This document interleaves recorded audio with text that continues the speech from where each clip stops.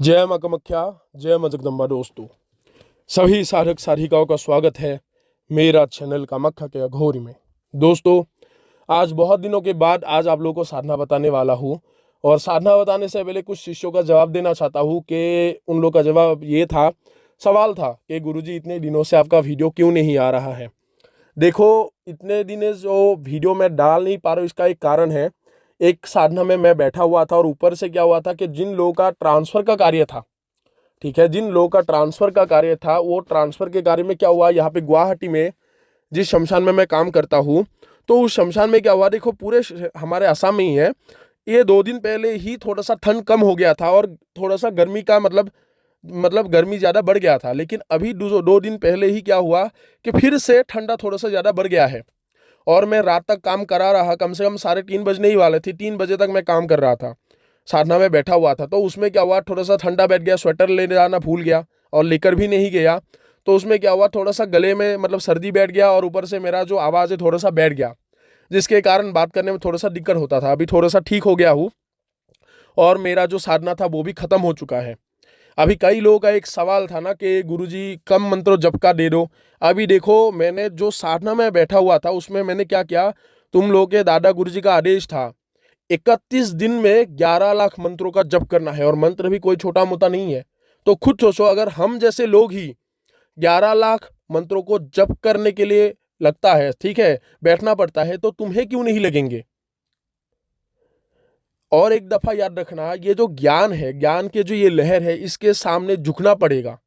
जब तक तुम लोग इस ज्ञान के लहर के सामने, क्योंकि ज्ञान का लहर बहुत बड़ा है, किसी के ऊपर इसका वश नहीं है, क्योंकि ज्ञान अथात समुंदर है। इस समुंदर को तुम हरा नहीं सकते। अगर इसको प्राप्त करना है, इसको जीतना है, तो उस लहर के सामने झुकना होगा। जिस दिन झुकोगे तभी उसको प्राप्त करोगे। और हर वक्त झुकना ही नीचे होना नहीं है, कभी कभार झुकना भी ऊपर जाने के लिए भी झुकना पड़ता है, ठीक है। तो जब मेहनत करोगे तभी फल की प्राप्ति होगा। अगर ऐसे लगा कर बैठोगे कि 2 दिन में मिल जाए, किसी को खर्चा दे दूंगा, ट्रांसफर दे देगा, अगर इस आशा में बैठोगे तो उसमें लोगों के हाथों में क्या होगा, तुम्हारे कुछ नहीं आएगा। ये याद रखना। कभी कभार अगर खुद करते हो तो उस चीज को तुम लोग समझते हो। रही बात के ट्रांसफर की, वो अलग लाइन है और वो भी आसानी से नहीं होते। और मैं 2-3 शिष्यों को बताना चाहता हूँ। देखो, मैं 2-3 शिष्यों का मैं कुछ हिसाब से कुछ परीक्षाएं ले रहा हूँ, ठीक है। 2-3 शिष्य है जिसके ट्रांसफर के लिए मेरे पास आया था, तो उन लोगों का मैं खर्चा भेज दूंगा, कोई दिक्कत नहीं। क्योंकि देखो, उनमें उनके अंदर मैंने धैर्य को नहीं देखा और विश्वास नाम का चीज नहीं देखा। जिसके अंदर मेरे प्रति विश्वास नहीं है, धैर्य नहीं है, तो उनको कभी भी मैं ट्रांसफर नहीं देता। ये दफा याद रखना, मैं सीधा बोल देता हूँ। क्योंकि बाद में ऐसा ना हो कि कहो गुरुजी आपने तो खर्चा ले लिया, ट्रांसफर क्यों नहीं दिया। मुझे पहले ही मालूम था कि उनके अंदर धैर्य नहीं है, फिर भी मैं देखना चाहता था। हाँ, वो मुसीबत में है, बंदे सही है, लेकिन एक दफा याद रखना, मुसीबत होने से, सही होने से नहीं। इस लाइन में मैंने सबसे पहले क्या कहा है सभी लोगों को, कि धैर्य जब होगा तो तभी कुछ चीजें इसमें इस लाइन में प्राप्त होगा। अगर धैर्य नाम का कोई भी चीज नहीं है, तो तुम्हें चाहे पूरे दुनिया में घूम लो, कितने भी गुरुओं के पास जाओ, जो सत्य गुरु होगा तुम्हारे अंदर धैर्य को देखेगा, परीक्षाएं करेगा, तभी तुम्हें कुछ चीज देगा। ये याद रखना। मेरा लाइन भी ऐसा ही है, ठीक है। और जिन लोग मेरे से, कई लोग दीक्षा लेने के लिए आते हैं, किन किन किन लोगों का मैंने चुनाव किया है, जिसको मैंने दीक्षा दिया है, किन किन लोगों का मैंने चुनाव नहीं किया, क्योंकि मैं उनको दीक्षा नहीं दे सकता। एक दफा है कि शिष्य गुरु का चुनाव नहीं करता, गुरु शिष्य का चुनाव करता है, तो उसी ही भांति है, ठीक है। तो अभी जो मैं आप लोगों के लिए साधना लेकर आज उपस्थित हूं, ये एक बहुत ही गुप्त शक्ति का साधना है। और ये जो भूत है, ये एक भूत का साधना बताने वाला हूं, ठीक है। इसको मसानी भूत बोलते हैं, ठीक है। ये मसानी भूत है। मसानी भूत जो होते हैं, ये सब तुमको नाम से अगर मालूम हो गया तो स्थान का भी पता चल गया होगा कहाँ पे ये साधना होगा। ये जो साधना करना होगा तुम लोगों को, सिर्फ और सिर्फ शमशान भूमि में करना होगा, ठीक है। और मसानी भूत जो है, माँ शमशान काली को बहुत ही ज्यादा मानते हैं, ठीक है।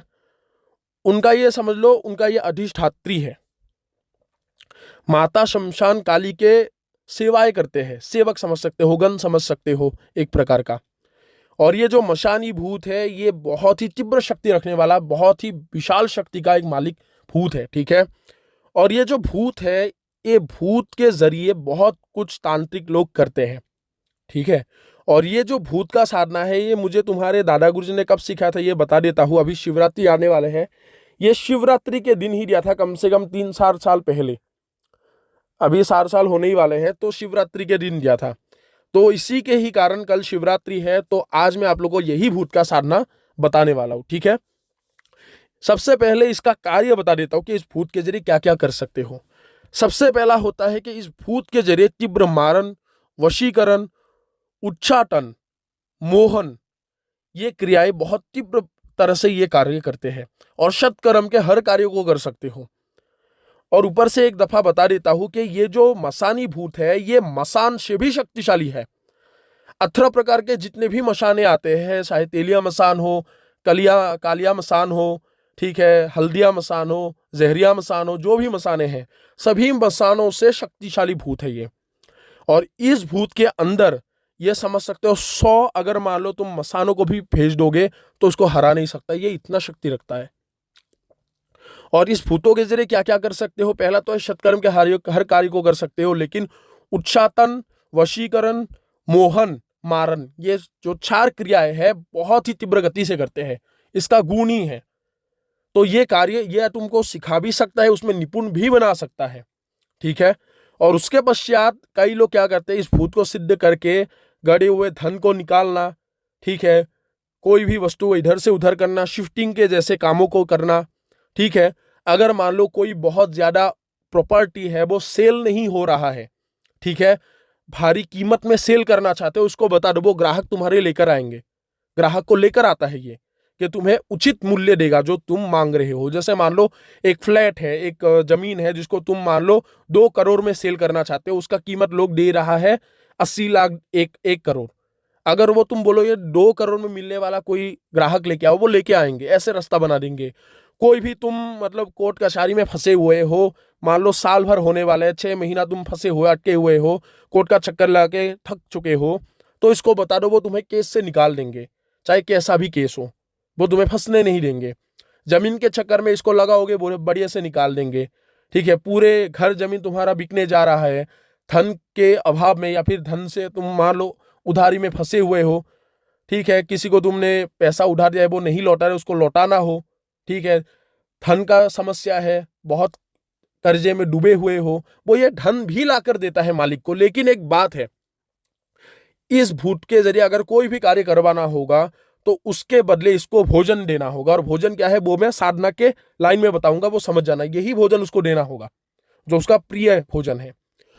तो साधनाएं सुनो किस प्रकार होते हैं, विधान सुनो। सबसे पहला होता है कि इस मसानी भूत को तुम कौन से दिन से शुरू कर सकते हो। देखो बहुत सारे शुभ मुहूर्त है, जैसे तुम शिवरात्रि के दिन से शुरू कर सकते हो, उसके बाद होली के दिन से शुरू कर सकते हो, अमावस्या से, किसी भी ग्रहण से, चाहे चंद्र ग्रहण हो, सूर्य ग्रहण हो, ठीक है, और उसके बाद होते हैं दीपावली के रात से। इन शुभ मुहूर्त से किसी भी इन दिनों से शुरू कर सकते हो। और ये जो साधना है, ये साधना तुम्हारा कुल मिलाकर 11 दिनों का साधना होगा। 11 दिन में ये जो मसानी भूत है ये तुम्हारे सामने प्रत्यक्ष होकर दिखाई देगा, प्रत्यक्ष होकर दिखाई देगा।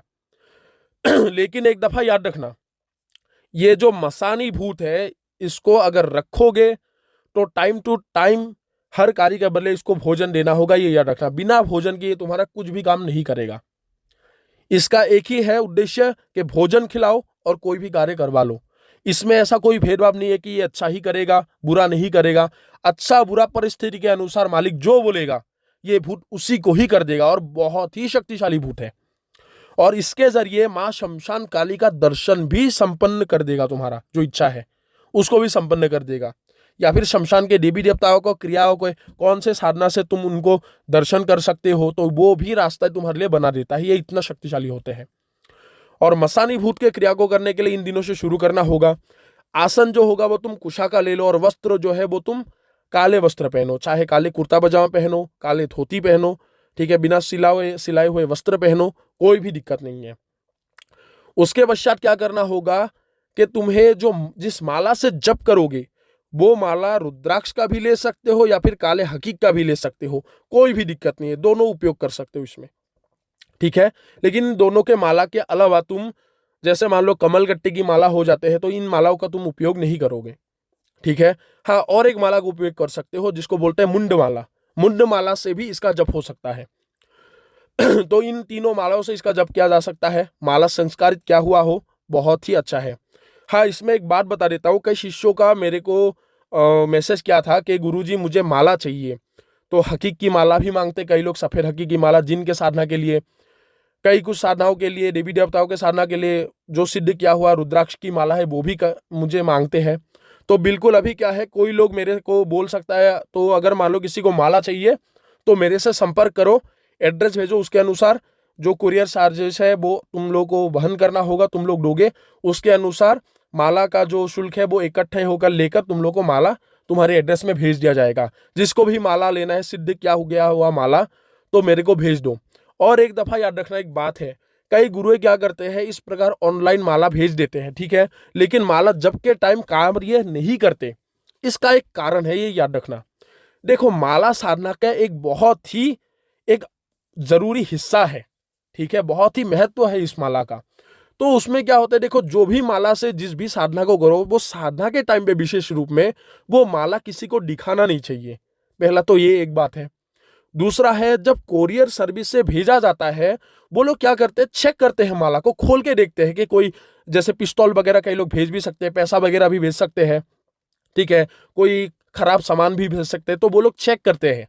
अभी वो जो इंसान चेक कर रहे हैं उसने तो तुम्हारे माला को देख लिया, उसके पश्चात वो पता नहीं कौन से पाक नापाक पवित्र अपवित्र परिस्थिति से आकर उस माला को हाथ लगाएंगे, तब माला अशुद्ध हो जाते हैं, ठीक है। तो एक गुरु अपने शिष्यों को एक विधान देता है, जिस विधान को ज्यादा टाइम का नहीं है, जैसे 10-15 मिनट क्या है, तो उस विधान से माला को पुनः तुम लोग एक दफा शुद्धिकरण कर लो। शुद्धिकरण करने से वो क्या होता है, वो अपवित्रता हट जाता है। तो ये हर गुरु को करना चाहिए, क्योंकि आप लोग ज्ञानी हो और आप लोगों को पता होना चाहिए। और शिष्यों को भी मैं बताना चाहता हूं कि कभी भी ऐसे माला लो तो गुरु से शुद्धिकरण करने का तरीका माला को वो पूछ लेना है। जैसे आसन में तुम लोग बैठने के बाद आसन को शुद्ध करते हो, तो उसी प्रकार माला का भी शुद्धिकरण कर लो। जब शुद्ध माला से तुम लोग जप करोगे तभी वो माला काम करेंगे। जिस प्रकार मंत्रों का सम्मान करते हो, तो साधना उपयोग होने वाले हर वस्तुओं का तुम्हें सम्मान करना चाहिए, तब एक एक सामान तुम्हारे लिए कार्य करेगा, उसमें तुम्हें सफलता अर्जन होगा।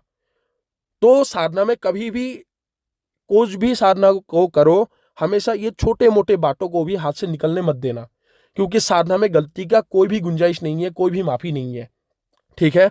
तो अगर किसी को माला लेना है तो हमसे संपर्क करो, हम भेज देंगे। क्योंकि 2 दिन पहले मैं थोड़ा सा कार्य में लगा हुआ था, जिसके कारण मैंने खुद बोला था कि जागृत करने का विधान बता देता हूं, तो माला को तुम लोग खुद जागृत कर रहे हो, और कई लोगों को मैंने विधान भी बताया है। तो अगर किसी को हमसे जागृत करके लेना है तो मेरे को संपर्क कर सकते हो।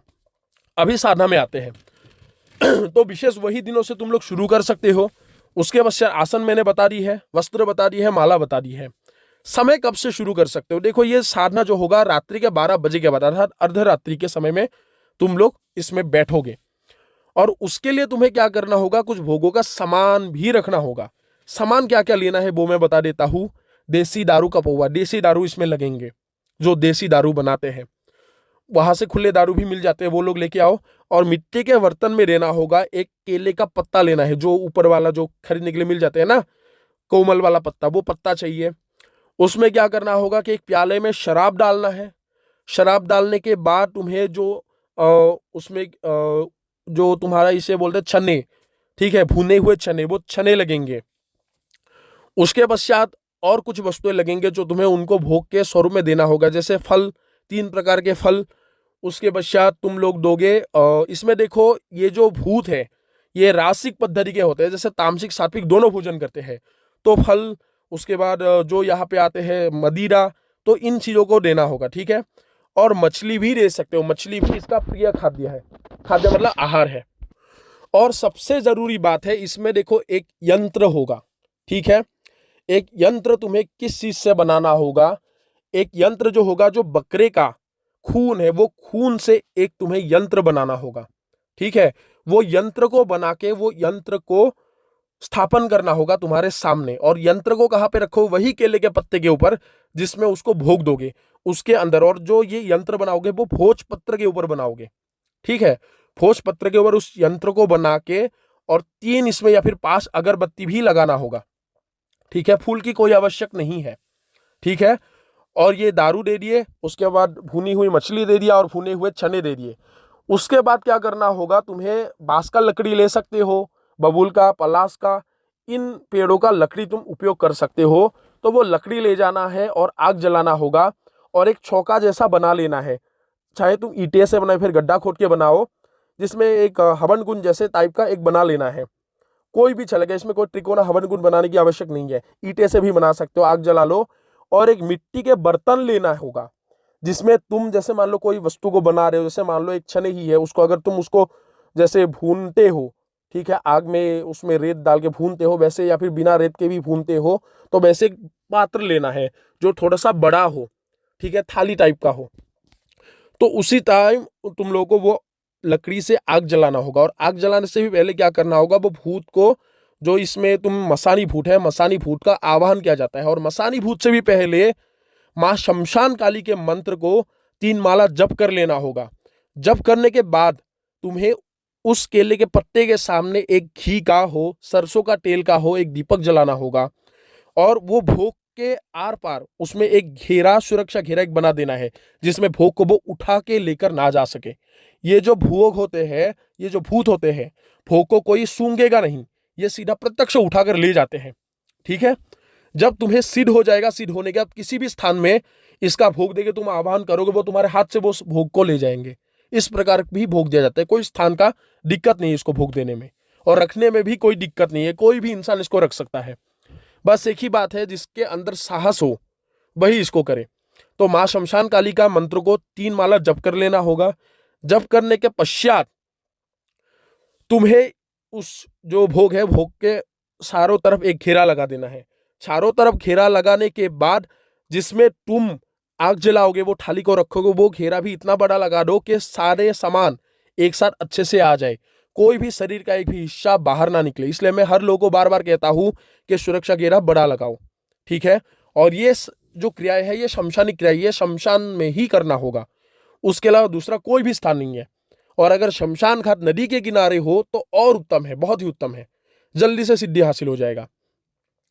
उसके बाद क्या करना पड़ता है कि काले जो उड़द होते हैं, वो काले उड़द ले जाना होगा, कम से कम 2-2.5 किलो लेके जाओ, हर रोज 2-2.5 किलो लगेंगे। ठीक है, उसके पश्चात तुम लोगों को क्या करना होगा, शमशान जागृत मंत्र को, शमशान को जागरण करने का मंत्र को, देखो एक दफा है मां शमशान काली के मंत्रों से भी शमशान को जागृत किया जाता है।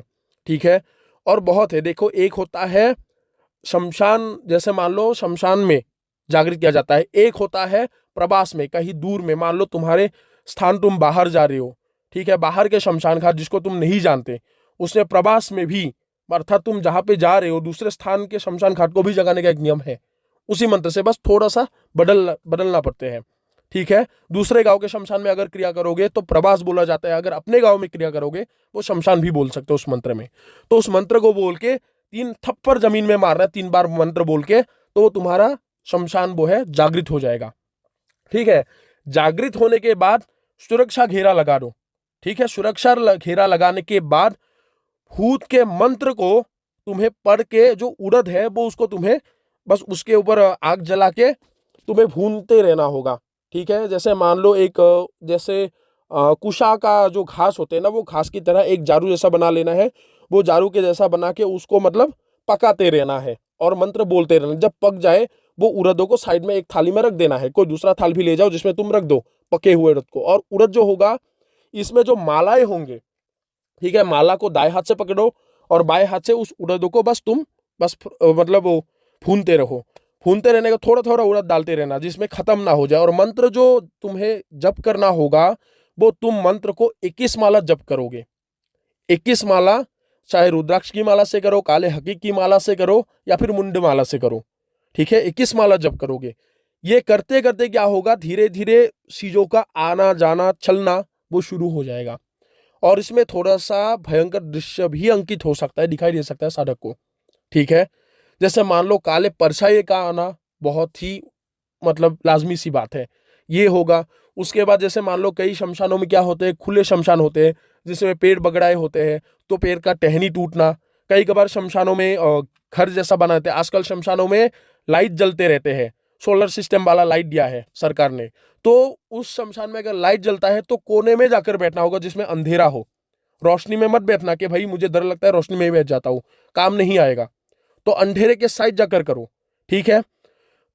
और अगर मान लो उस शमशान में जैसे मान लो एक बिस्तर जैसा बना हुआ है, घर जैसा बनाते हैं ना टीन लगा के, छत बना के, तो वो उसमें भी आवाज कर सकते हैं, ठीक है।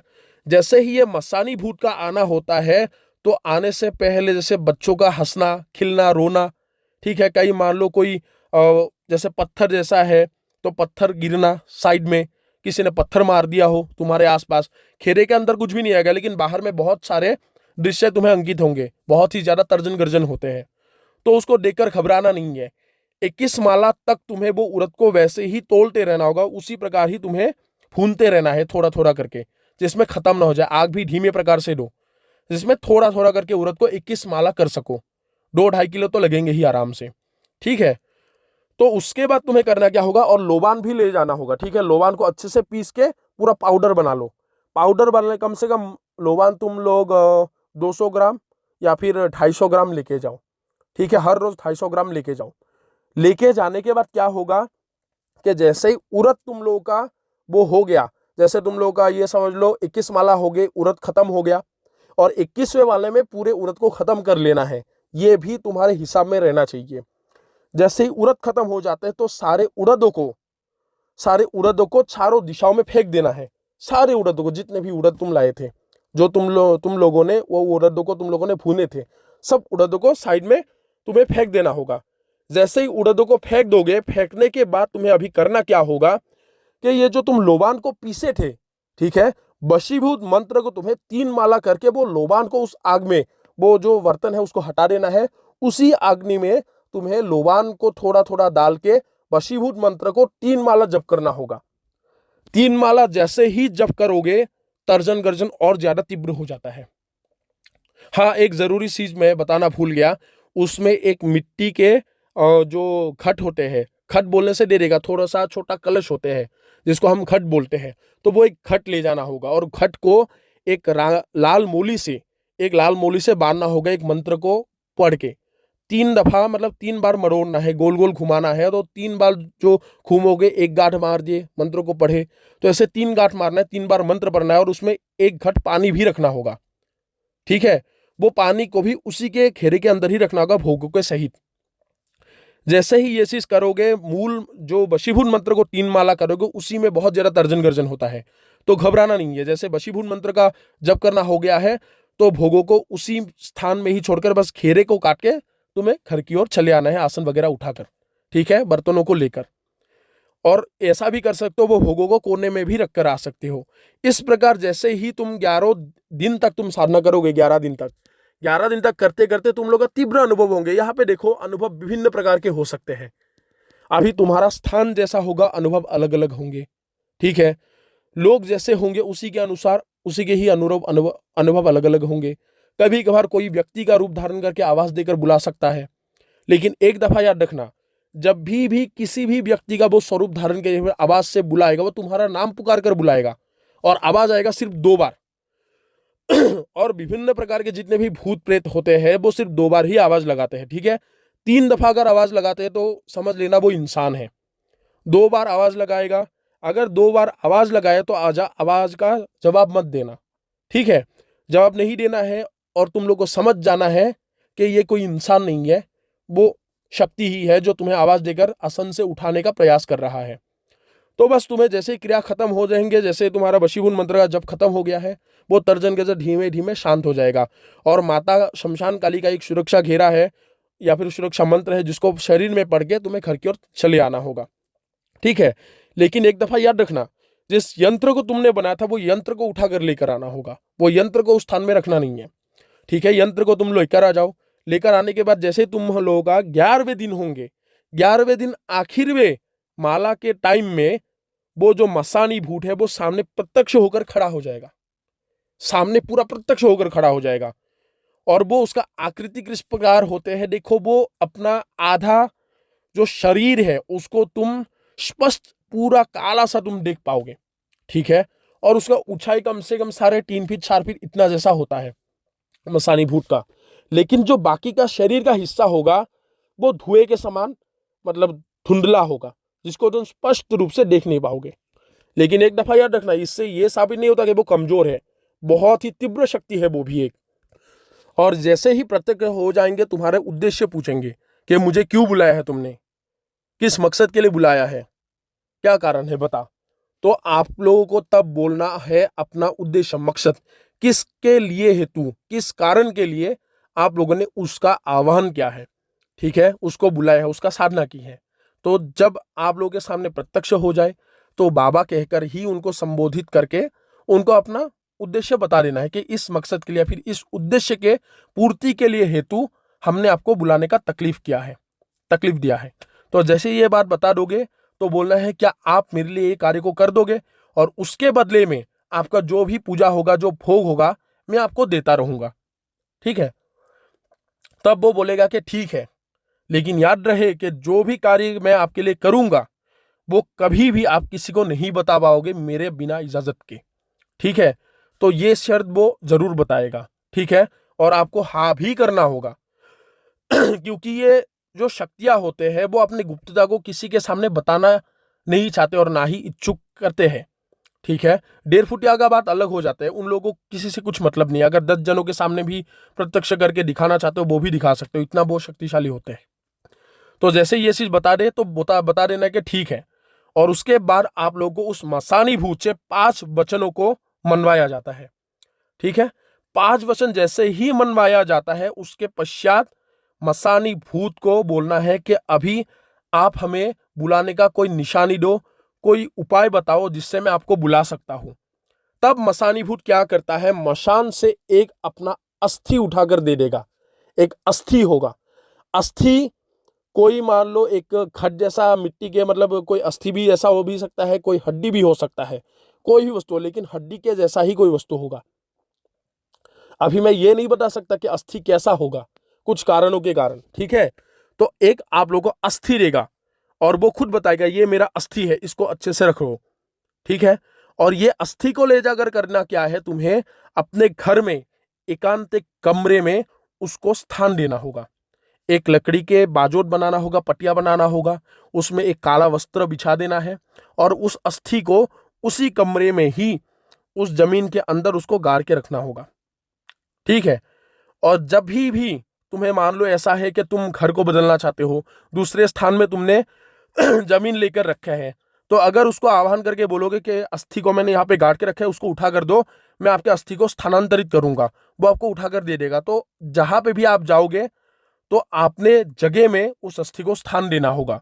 तो वो अस्थि जैसे तुम्हारे हाथ में दे दे, उस दिन एक काला कपड़ा ले जाना होगा, तो वो काले कपड़े में बांध के वो अस्थि को तुम्हें घर लेकर आना होगा। और वो उसके सहित तुम्हें एक अपना नाम बताएगा कि इस नाम से जब भी जिस भी स्थान में, जिस भी परिस्थिति में मेरा आह्वान करोगे तुम, इस तरीके से मैं तुम्हारे पास तुरंत हाजिर हो जाऊंगा। तो ये मसानी भूत इस प्रकार तुम्हें बता देगा। तो तब जैसे वो बुलाने का तरीका बता दे, अस्थि अपने हाथ में दे दे, उसके बाद ही उसके भोगों को उसे देना होगा। और एक दफा याद रखना, कभी कभार मसानी भूत प्रसन्न होकर भी आते हैं और कभी कभार तुम्हारे जो मूल मंत्र खत्म होते हैं उसके बाद ही, वशीभूत मंत्र पढ़ने से पहले ही वो आकर भोग मांगते हैं। जो जल है पहले जल मांगेंगे, उसके बाद शराब मांग सकता है कि मुझे शराब दो, ठीक है, उसके बाद भोग भी मांग सकता है। कोई भी भोग दे दे तो भोग देने से पहले एक ही दफा याद रखना कि उससे वचन को मांगना पहले, कि कोई भी चीज हो तो मैं आपको पहले मुझे वचन देना होगा, तभी मैं आपको भोग दूंगा। और अगर मान लो प्रसन्न होकर आते हैं तब वो अपना शर्त एक बनाएगा। अगर वो पहले भोग मांगेगा वो अपना शर्त नहीं मानेगा, या फिर शर्त नहीं बताते। जब तक शर्त नहीं बताते हो अच्छा ही है। अगर मान लो कभी कभार घर के किसी मेंबर को बताना पड़ जाए तो तुम बता सकते हो। अगर प्रसन्न होकर आते हैं तो वो वचन बनाएगा, वचन बता सकता है। अगर मान लो सीधा भोग मांगता है तब वो वचन को नहीं रखते, तब तुम सीधा उससे वचन ले सकते हो। लेकिन जो भी है उस परिस्थिति को आपको संभालना होगा। इन क्रियाओं में एक दफा याद रखना, गुरु सीधा आपको नहीं बता सकता कि ऐसा ही होगा। उस परिस्थिति के अनुरूप जो जो लक्षण होते हैं या फिर जो जो चीज होते हैं, घटनाएं घटित होते हैं, वो गुरु तुम्हें अनुभव के अनुसार बता सकता है। लेकिन हर लोग का अनुभव अलग होते हैं, हर लोग का परिस्थिति अलग है, जिसके कारण 100% ही मिल जाए तो गुरु भी ऐसा गारंटी नहीं देते। तो उसमें आप लोगों का धैर्य और बुद्धि का परीक्षा होता है। शक्ति को जीतने के लिए बुद्धि तीव्र हो और धैर्य भी ज्यादा हो। जल्दबाजी में कभी भी शर्तों का पाबंद मत होना, ना ही उसमें फंसना है तुम लोगों को। तो युक्ति से काम लेना है। कोई भी शर्त बता दे तो दिमाग लगाकर ही सोचना है। तुम शर्त को बदल सकते हो जब वो प्रत्यक्ष हो जाएगा। साधक शक्तिशाली है और शक्ति मजबूर है। शक्ति कमजोर नहीं है, शक्ति मजबूर है, लेकिन साधक स्वतंत्र है और साधक शक्तिशाली है। तब वो ना ही तुम्हारे बिना परमिशन के जा सकता है और ना ही तुम्हें तुम्हारे बातों को ठुकरा सकता है। ठीक है, तुम जो वचन है उसको बदल सकते हो। तो जैसे ही ये क्रियाएं हो जाता है तब वो अस्थि को आकर अपने स्थान में एक एकांत कमरे में जिसमें तुम्हारे अलावा कोई भी प्रवेश ना करे उसको स्थान दे देना है। उसके पश्चात तुम किसी भी स्थान में बुलाओ, किसी भी स्थान में भोग दो, इसका कोई भी दिक्कत नहीं है, कहीं पर भी वो जाएगा। और मैंने जो कहा है शतकर्म में ये जो सार कार्य होते हैं, वशीकरण, मोहन, मारण, उच्चाटन, ये सार कर्म जो होते हैं शतकर्म के 6 कर्मों में ये सार कर्म सबसे तीव्र तरीके से ये करने वाला भूत है। ठीक है, और ऊपर से इससे कोई भी भारी से भारी, इसमें क्या होते हैं, इसमें तुम्हारा जो इसका वजन उठाने का जो शक्ति है वो तुम्हारा 10 क्विंटल है। ठीक है, कुछ टनों में 1 क्विंटल होते हैं ना, तो ऐसा हिसाब है। तो 10 क्विंटल है। 10 क्विंटल के सामान को बेहद ही आसानी से इधर से उधर कर सकते हैं। किसी भी प्रकार के इंसानों के बारे में तुम्हें बता सकता है। दूर दराज के कोई भी इंसान में दूर में है तो उसके खबर तुम्हें लाके दे सकता है। कोई गुमशुदा इंसान का पता लगाकर वो तुम्हें बता सकता है। रक्षा करने का तरीका भी बहुत है। जो अंगरक्षक है उसके अनुसार भी इसको तुम लगा सकते हो। बढ़िया तरह से रक्षा करेंगे। परिवार में कुछ होने वाले है वो तुम्हें पहले ही बता देंगे कि परिवार में ये घटना घटित होने वाले हैं, तो अच्छे से रहना। इसमें ये कोई भविष्य को नहीं बताता, लेकिन ये बता सकता है कि वो घटना होने वाले। जैसे मान लो कोई सोच के रखे कि इसको मैं आज गाड़ी से टक्कर मार के मार दूंगा। अगर किसी ने ऐसा सोच के रखा है, अगर वो करने वाला है, वो विपत्ति होने से पहले तुम्हें बता देगा। उसमें जाओ, उसको मना कर दो आने के लिए, वो उस विपत्ति से बच जाएंगे। ठीक है, और बहुत सारे तरीके इससे आप लोग उपाय के माध्यम से ले सकते हो। बहुत सारे विभिन्न प्रकार के क्रियाएं हैं इसके जरिए जो आप लोग कर सकते हो। कभी कभार ऐसा क्रियाएं भी है, अगर ये भूत अच्छे से आपके ऊपर प्रसन्न हो जाता है, ऐसा भी है कि एक स्थान से दूसरे स्थान भी आपको स्थानांतरित कर दे। इतना शक्तिशाली होते हैं, क्योंकि ये विशालकाय रूप भी धर सकता है, सूक्ष्म से सूक्ष्म स्वरूप भी धारण कर सकता है। अगर इसके हाथ में पैसा डालोगे कि ये सामान लेके आओ, मैं बाजार नहीं जा सकता, वो वस्तु के दाम के अनुसार कीमत दे दोगे, वो कीमत को रख के वो वस्तु लाके तुम्हें दे देगा। मतलब ऐसा है, ये कोई रूप धर के नहीं जाता, लेकिन पैसा को रख के वो सामान को ले आते हैं। इस प्रकार के कार्य भी इसके जरिए किया जा सकता है। और बहुत सारे कई लोग क्या करते हैं, पहले में ये जो साधना में मैंने तुम लोगों को बताया है, कई लोग पहले जादूगर लोग इन भूतों को सिद्ध करते थे, मसानी भूतों को, और इसके जरिए बहुत ही ज्यादा जादू विद्या का खेल दिखाते थे। जैसे कोई सामान गायब करना, कोई बच्चे को रस्सी से बांध के उसको गायब कर देना, रस्सी गिर जाएगा, बच्चा नहीं है गायब, काले कपड़े से ढक के। तो ये भूतों के जरिए बहुत कुछ ऐसे जादू विद्या क्रियाएं किया जा सकता है, क्योंकि ये जो भूत होते हैं बहुत ही तीव्र शक्ति रखते हैं। ठीक है, तो दोस्तों आशा करता हूँ आप लोगों को आज ये भूत का साधना बहुत ही अच्छा लगा होगा। और आने वाला जो साधना होगा वो मैं बेताल साधना के ऊपर बनाऊंगा। राक्षस बेताल भी है जिसका साधना मैंने अभी तक नहीं बताया, विचित्र रूपी बेताल भी है। और अगर कोई दूसरा साधना बताना है तो मेरे को मैसेज करके व्हाट्सएप में बताना। मैं आने वाले साधनाएं और देवी देवताओं का भी बताऊंगा और इन शक्तियों का भी बताऊंगा। और बहुत सारे गुप्त साधनाएं हैं जो आप लोगों को आने वाले टाइम में सुनने के लिए मिलेगा। तो अभी सभी लोगों से इजाजत लेता हूँ। जय मां कामाख्या, जय मां जगदम्बा।